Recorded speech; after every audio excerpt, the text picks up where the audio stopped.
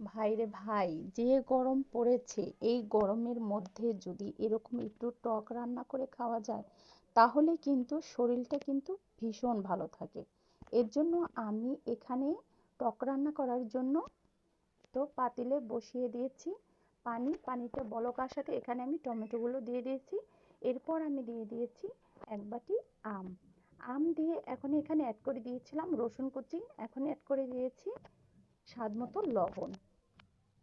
এরপর অ্যাড করে দিব কাঁচামরিচ। তো এভাবে যদি টকটা রান্না করে খাওয়া যায় তাহলে কিন্তু এই গরমে শরীর খুবই সুস্থ থাকবে। তো এখন আমি এখানে অ্যাড করে দিয়েছি আধা চামচ হলুদ গুঁড়ো। এরপর আমি ডাল ঘুটনো দিয়ে একটু ভালো করে ঘুটে দেব। তো এখন আমি সুন্দর করে ঘুটে দিয়েছি। তো কত সুন্দর কালার চলে আসছে। এখন আমি আমের যে বিচির ইগুলো ছিল উপরের আঁশগুলো, ওগুলো এখন আমি বেছে ফেলে দিব। তো এভাবেই আমি সম্পূর্ণ আমের এগুলো ফেলে দিয়েছি। এখন আমি সুন্দর করে এখানে বাগার করে নিব। এর জন্য আমি কড়াইতে দিয়ে দিয়েছি সর্ষের তেল। এর মধ্যে দিয়ে দিয়েছি দুটো শুকনো মরিচ, কুচি করে রেখেছি শুকনো মরিচ। এখন এখানে অ্যাড করে দেব কালো জিরা।